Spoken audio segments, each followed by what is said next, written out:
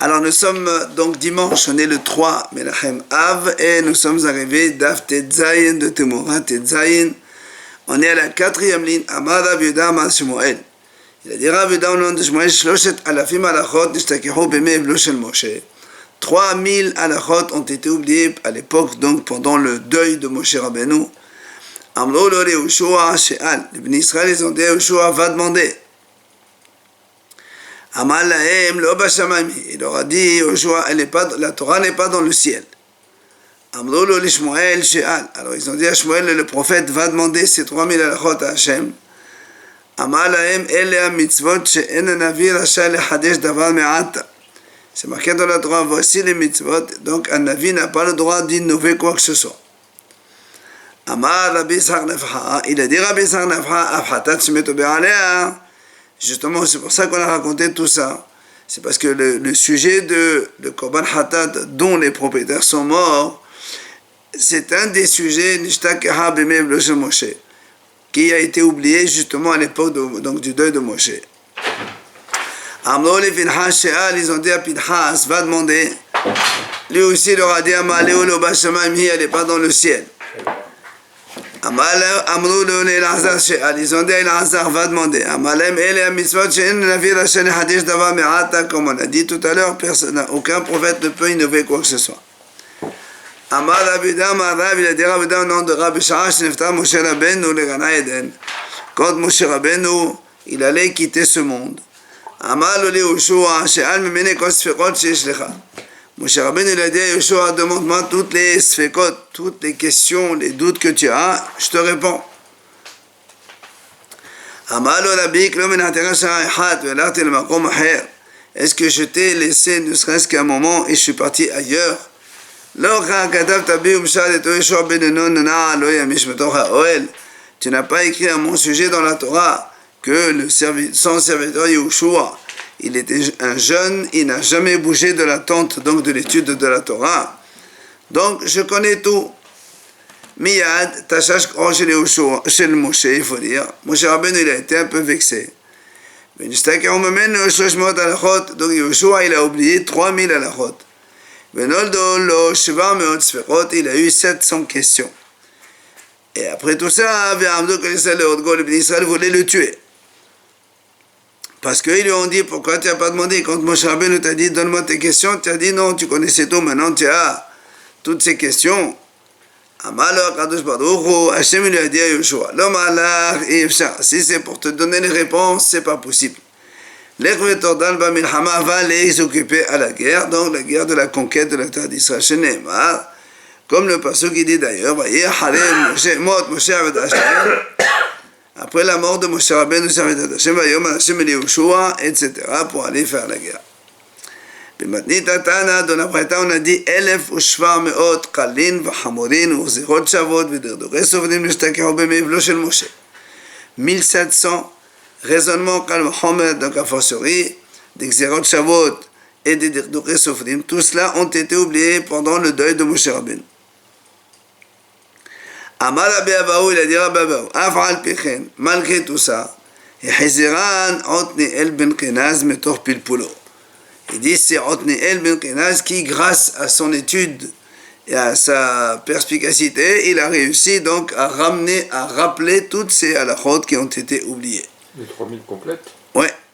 Shene'emar, Va'ilkeda Otniel ben Kenaz ahe Kalev, c'est Otniel ben Kenaz qui a conquis le frère de Kalev, donc, et la Torah a dit là-bas, dans le Navi Yehoshua, c'est marqué, et Kalev, il lui a donné sa fille Arsa comme épouse. Et la Gemara a dit, entre parenthèses, pourquoi elle s'appelle Arsa? Arsa, ça vient du mot kaas, colère. Il dit, elle était tellement belle que celui qui la voit, eh bien, il se met en colère contre sa femme qui n'est pas aussi belle que elle. Quand il a épousé cette femme,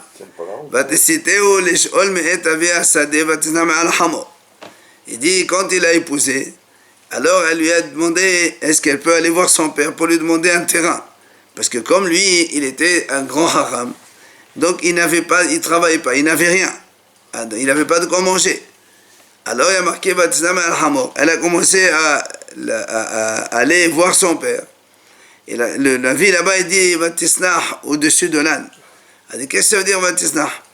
Amaraba Amarabi Ishaq. Amralo, elle lui a dit Ma Hamorze, de la même façon que l'âne, quand il n'a pas de la nourriture dans son mangeoir, il commence à crier. Alors, la même chose, Isha, s'il n'a pas donc des céréales dans sa maison pour faire le pain, etc., elle va commencer à crier. Alors, elle est allée voir son père. Elle lui a dit, donne-moi une bénédiction, ça veut dire quelque chose pour manger. Tu m'as donné un terrain du sud. Et ça veut dire quoi le terrain du sud? En fait, elle voulait dire, son mari, Negev, c'est sec. Ça veut dire, tu m'as donné un mari qui est sec, il n'a rien. Alors, non, ça c'est elle, la fille de Kalev qui est allée voir son père pour lui demander donc. C'est Otneel Ben Kenas, c'est ce fameux Hacham qui a retrouvé la lachot oubliée. Alors, Benatatali Goulot Maï. Donc tu me donneras un peu d'eau. Alors elle m'a dit Adam Shem Bola Torah Bilvat. C'est-à-dire, comme on a dit tout à l'heure, il est sec, il n'a que de la Torah. C'est tout ce qui sait que la Torah, il n'a rien d'autre. Alors, là-bas, le prophète, il dit que Kalev lui a donné Goulot Ailiot et Goulot Tahtiot. C'est-à-dire donc des sources en haut et en bas. Et alors, là, moi, a dit, qu'est-ce que ça veut dire ces sources d'en haut et d'en bas? Amala Mishdar. C'est-à-dire quelqu'un qui connaît tous les secrets d'en haut et d'en bas. Est-ce qu'il va a besoin de chercher de la nourriture? C'est sûr qu'il aura. Entre parenthèses, l'Agma pose une question. On a dit Kalev ben Kenaz. L'Agma a dit, parce qu'il y a marqué Otneel ben Kenaz, Ahi Kalev. Ça veut dire que Kalev, c'est son frère. Et donc, il est le fils de Kenaz. L'Agma s'interroge, Kalev ben Kenaz, comment tu dis que Kalev, c'est le fils de Kenaz?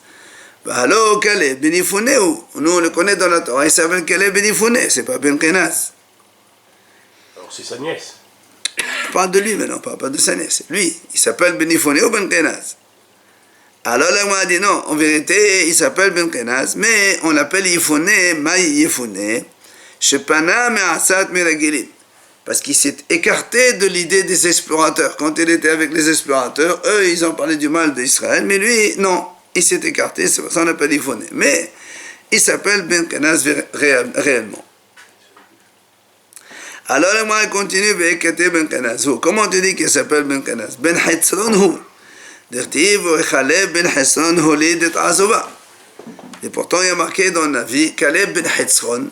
Il a donc fait enfanter une Azova, etc. Donc il ne s'appelle pas Ben Kenaz. Ben Kenaz, il s'appelle Hetzron. Amaraba Hod Eder Nazhu. Il dit c'est vrai. En fait, Kenaz, c'est son beau-père. Ça veut dire que ils ont la même mère, mais ils ont deux pères différents. C'est Kenaz qui l'a élevé, alors que lui, c'est véritablement Ben Hesron. Tana, la elle dit comme ça. Donc la fille, c'est qui alors? C'est sa fille, c'est sa fille, la fille de... C'est sa demi-sœur, quoi. Sa nièce. Sa nièce, c'est ça. Tana, la dit, Hu Otneel, Hu Yarbetz. C'est le même Otneel, c'est le même Yarbetz, il s'appelle le même nom. Ou Mashemo, et quel est son vrai nom? Yehuda Ahi Shimon. Il s'appelle Yehuda, le frère de Shimon. Shimon. Alors pourquoi on a surnommé Otneel? Il dit Shana O-El, que Hachem lui a répondu. Et pourquoi on a surnommé Yarbetz? Shi'aratz ve'rebes Torah be'Israël. Parce qu'il a donné des idées, il a diffusé la Torah en Israël. Alors là, on a dit, on a dit que Hachem lui a répondu. Où tu as vu que Hachem lui a répondu? La Gemara ramène le pasuk d'Irtiv, Vayikra Ya'abes Elohi Israël, les morts, Imbaler Tevalacheni Ve'et Givuli. Si tu me donnes une bracha et tu multiplies mes frontières, Ve'eta Yadecha Imi Ve'asita Mera'a Le'Vete Otzvi. Vayavi Elohim et Asher Sha'al. Donc il lui a donné, il y a marqué, Hachem lui a donné ce qu'il a demandé.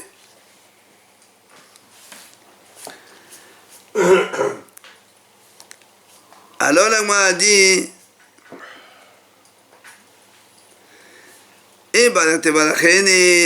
donc c'est quoi les demandes qu'il a demandé à Hachem? Premièrement, il a dit, si tu me fais une bracha, Batora, dans la Torah. Tu multiplies mes limites, c'est quoi? C'est Batalmidim. Dans les élèves, ça veut dire il aura beaucoup d'élèves, il diffusera la Torah. Que ta main elle soit avec moi, ça veut dire jamais je n'oublierai mon étude.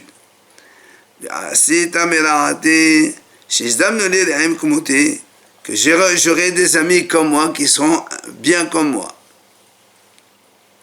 Enfin, les vétérans c'est-à-dire que tu feras en sorte que l'Yitzhara, il ne vient pas me transformer, et donc je ne changerai pas, je resterai toujours dans la Torah. Et il lui dit, et donc il dit à Hachem, si tu me fais comme ça, c'est bon. Sinon, je préfère aller à la tombe de cette façon, je ne changerai pas et je resterai toujours dans la Torah. Miyad, c'est pour ça que le prophète il dit juste après, Hachem lui a donné ce qu'il a demandé.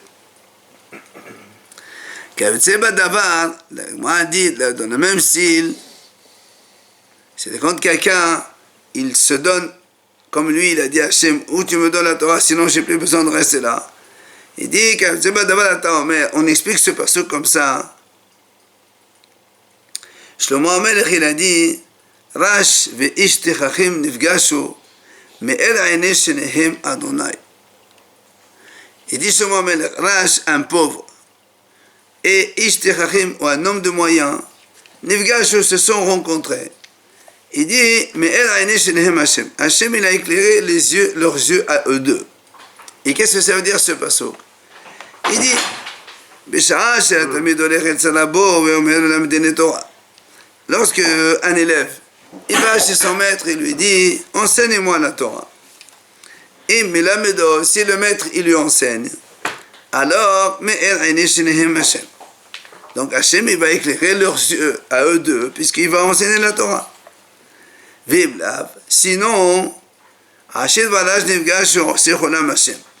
il y a un autre passage qui dit, un riche et un pauvre qui se rencontrent, c'est Hachem qui a fait tout cela. Qu'est-ce que ça veut dire? Lorsque le Rav refuse d'enseigner la Torah à son élève qui lui demande, alors on dit comme ça. Et celui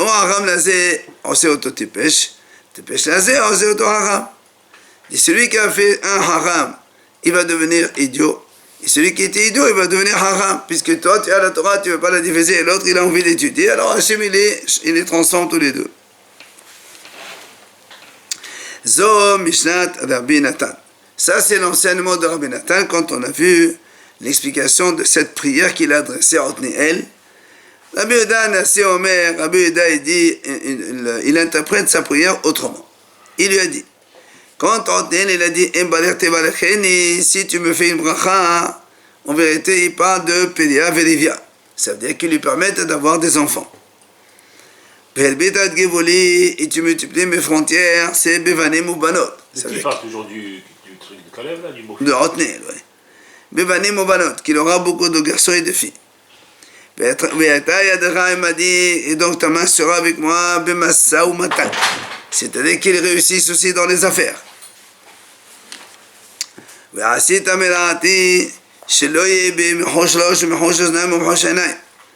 Et tu me préserves du mal, c'est-à-dire que je n'aurai pas ni mal à la tête, ni mal aux oreilles, ni mal aux yeux. Pour ne pas donc me laisser sous la domination du Yitzhara, que je puisse toujours dominer le Yitzhara. Et à la fin, il lui dit, et maintenant, si tu me fais comme ça, motav, c'est bien. Sinon, Harine Oler Ben Sissi les Shol, comme on a dit, Otniel, il a dit, je préfère aller à la tombe de cette façon. Alors, Hachem lui a répondu, et Hachem, il a réalisé ce qu'il a demandé. Et dans le Kayotse Badavadata Omer, la même chose on dit, Rash ve'ish techachim nifgash omer ane shneim Hachem. Quand un pauvre et un homme qui a les moyens se rencontrent, c'est Hachem qui éclaire leurs deux yeux. C'est-à-dire, avec cette deuxième interprétation, on explique, on dit, lorsqu'un pauvre il va donc voir un riche, il lui demande, donne-moi ta tzedaka, donne-moi quelque chose à manger. Et si le riche lui donne, alors c'est très bien. Mais sinon, alors, il y a un autre passage qui dit, un riche et un pauvre se rencontrent, c'est Hachem qui fait tout cela. Ça veut dire que,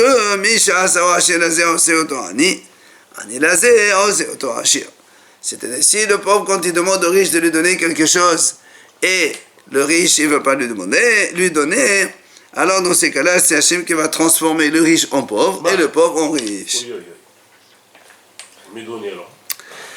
Amar Rabbi Shimon Mamassene. Maintenant, on revient à notre Gemara avec le sujet de donc les 5 hataot qui meurent.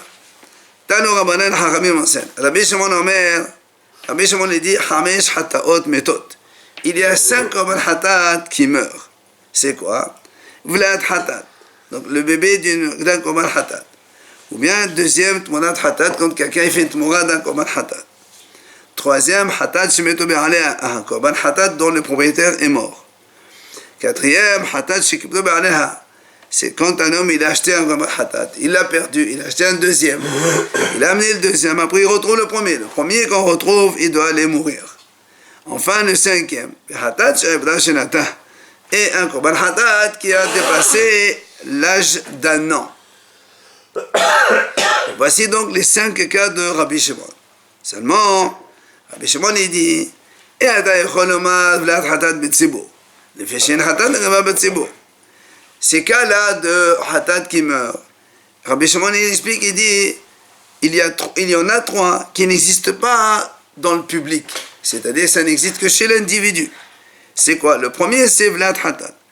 Quand un homme, un individu seul, il amène un korban hatat, c'est toujours une femelle. Donc elle peut avoir un enfant. Mais un tzibour, quand il apporte korban hatat, c'est jamais une femelle, c'est toujours mâle. Tzibour, c'est un public, une collectivité. Donc le cas d'enfant de hatat n'existe pas chez le public. D'accord? Le deuxième cas. Tu ne peux pas dire non plus le cas de Tmurat Hatat. Dans le public, ça n'existe pas, puisque le public ne fait pas Tmura. On a déjà vu ça. Il n'y a qu'un individu qui peut faire Tmura. Troisième cas. Et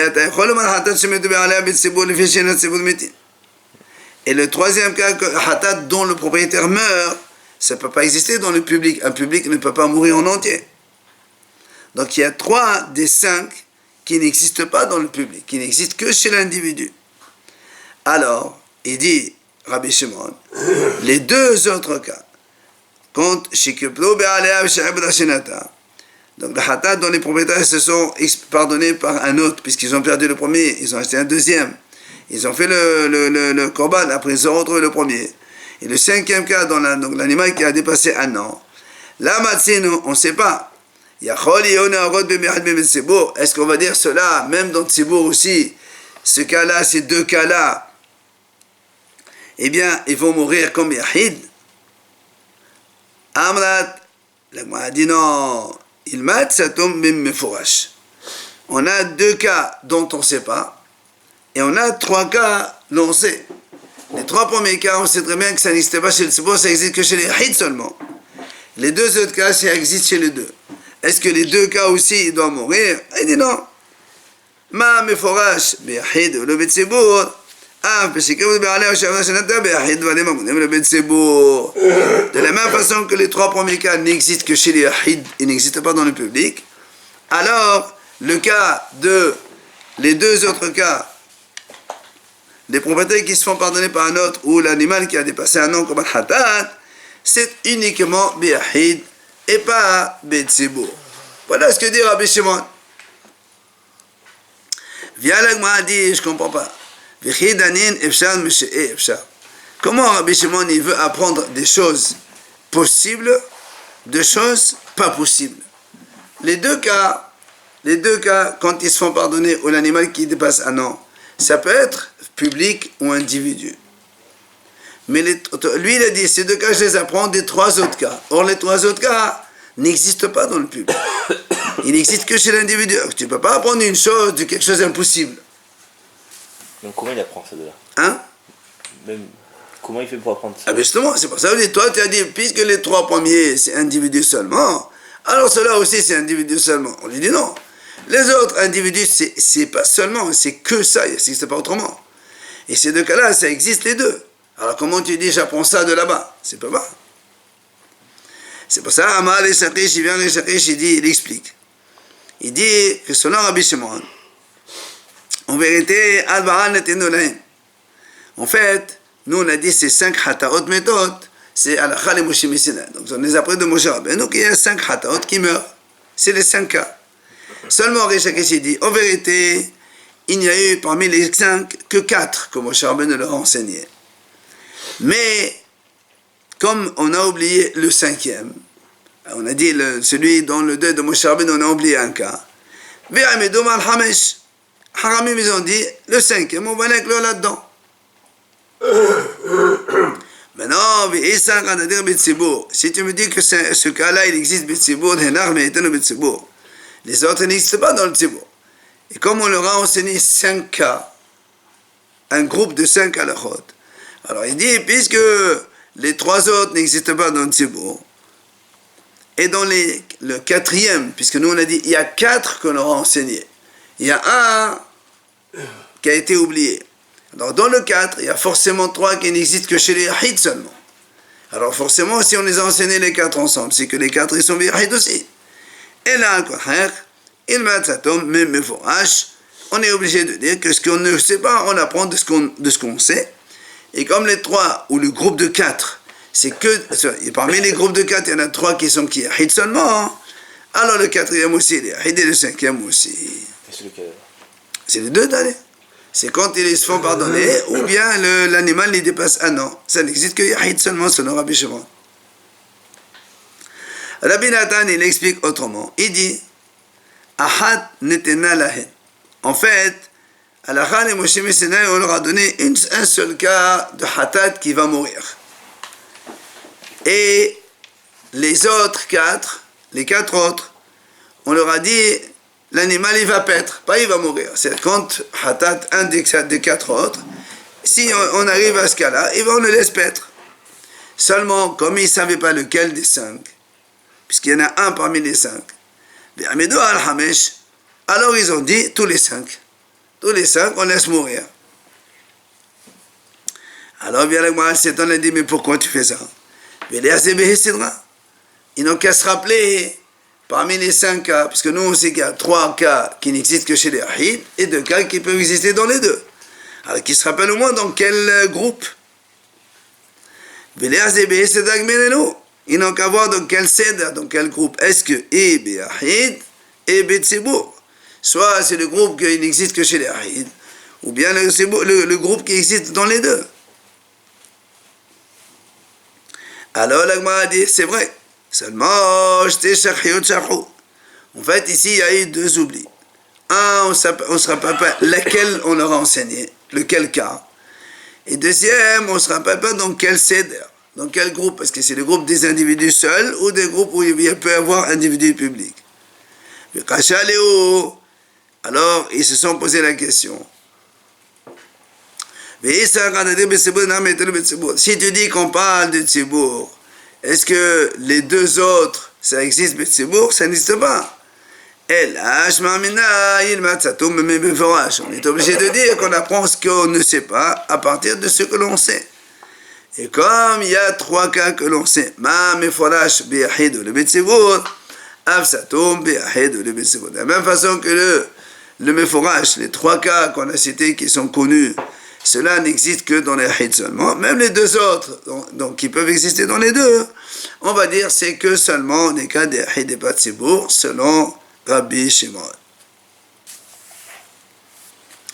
Matitin, nouvelle Mishnah.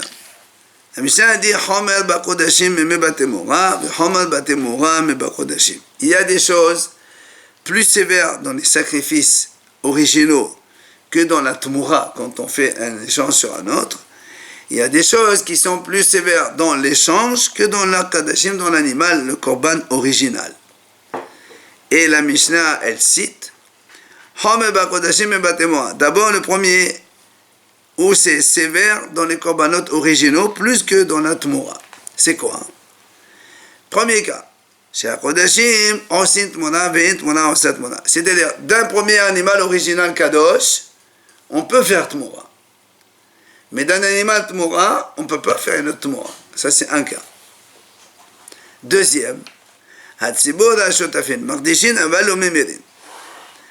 public, une collectivité, ils peuvent s'associer pour faire un korban ensemble, deux associés ou 10 ou 50 ou 100, ils peuvent faire un korban ensemble original, mais ils ne peuvent pas faire tmoura. On a dit que 2 associés ne peuvent pas faire tmoura.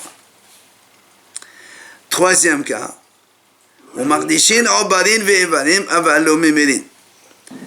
le droit de sanctifier un bébé dans le ventre de sa mère, ou même un membre d'un animal, une patte, une bras, une tête, etc.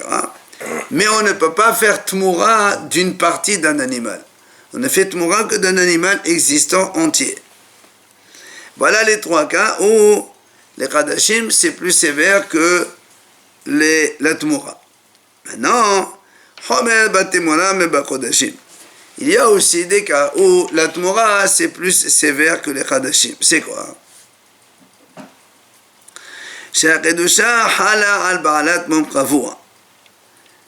Quand un homme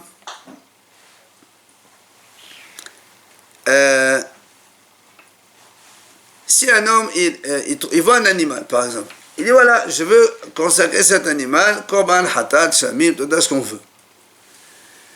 Nous on a vu que si l'animal il avait déjà un défaut que l'autre lui il n'a pas vu, il n'y a aucune sainteté. D'abord on ne peut pas l'offrir en korban et en plus il n'a aucune sainteté. La Mishnah nous dit, quand quelqu'un maintenant il a un korban intègre, shamim, tout ce qu'on veut, il apporte un autre animal, il dit voilà, l'akdusha de celui-là, elle va sur l'autre, c'est tmoura. Alors même si l'animal, celui-là, il a un défaut avant, il y a quand même la notion de tmoura. C'est-à-dire, il est kadosh, pas dans le sens où on va l'amener au Beit Hamikdash, parce que comme il a un défaut, on ne peut pas l'amener au Beit Hamikdash. Mais c'est quoi la conséquence? C'est que vous vous rappelez, nous on a vu ce cas d'avant. Comme on a dit tout à l'heure, un homme quand il dit voilà, je consacre un animal, il est kadosh korban. Alors il y a 2 cas. Le premier, on a dit tout à l'heure, il avait un défaut d'origine. Dans ces cas, l'animal il a aucune kdusha. Tu peux travailler avec ce que tu veux, il n'y a aucune kdusha. Mais si tu fais un animal, tu consacres un animal, tu dis il est kadosh. Et après, l'animal, il a un défaut. Donc, on ne peut pas l'amener en korban. On va le racheter contre un autre. Mais l'animal, il conserve une certaine sainteté en apportant de le tondre, de boire le lait, de le faire travailler. D'accord? Alors, la Mishnah nous dit ici, là, voilà le cas qui existe, qui est différent dans Tmoura. Qu'est-ce qui devient un terme? On le rachète. On le rachète. Voilà. Maintenant, il dit ici, maintenant, j'ai un animal qui est intègre. Hatat, shamim, ce qu'on veut. Pas hatat. Ola, shamim, etc. Je dis, voilà, cet animal, j'amène un autre. Je dis, voilà, il est tmoura. Celui-là, il est tmoura sur l'autre. Et je constate que la tmoura, elle a un défaut d'origine déjà. Eh bien, on ne va pas dire, comme les kadashim, s'il a un défaut d'origine, il ne vaut rien. Non.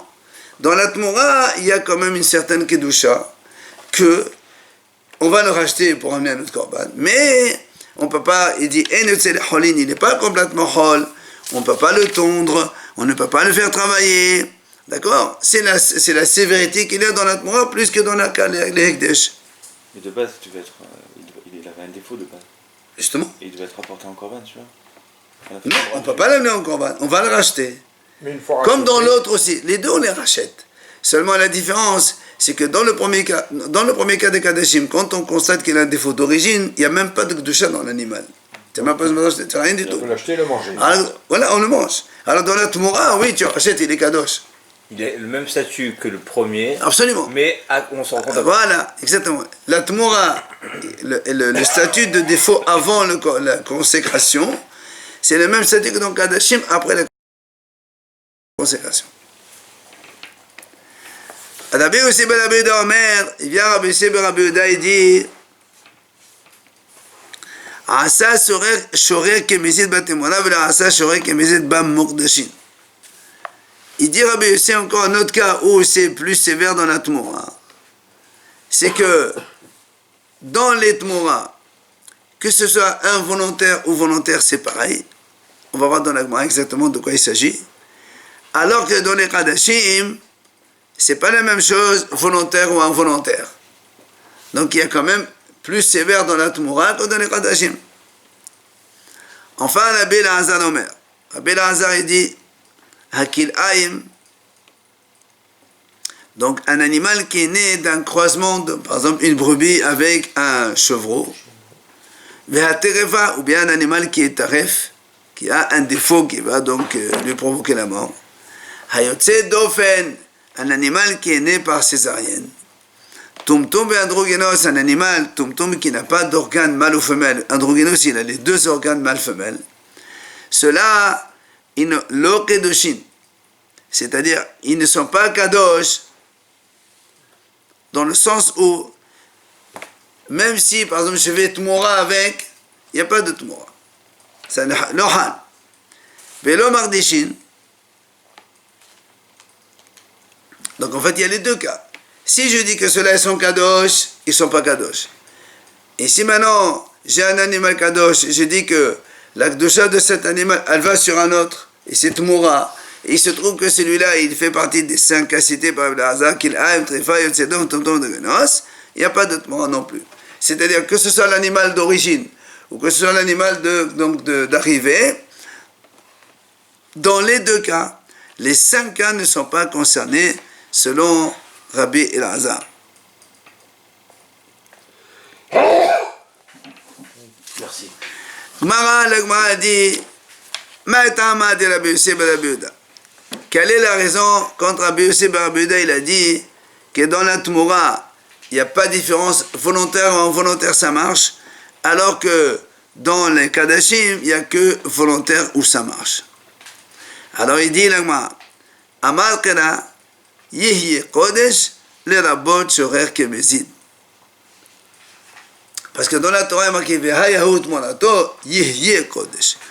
La Torah, elle insiste Yehye, ça veut dire il sera dans tous les cas, que ce soit volontaire ou involontaire, il sera quand même Kadosh. C'est de là que Rabbi Yossi ben Rabbi Yehuda, il a appris que même involontaire, la Tmoura existe. Alors, la Gemara a dit comment tu définis quelqu'un qui fait une Tmoura involontaire? Alors la Gemara répond Amar Hizkiya qui s'avoue chez Humota le Hamir Gabet Monala qui Gabet Kadashim Lala. Il dit c'est simple. Il dit imaginons c'est un homme,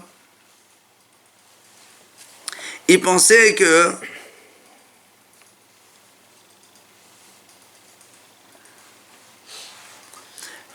c'était permis de faire Tmoura. Ben c'est ça. Lui, il pensait que c'était permis de faire Tmoura. Et il a fait Tmoura.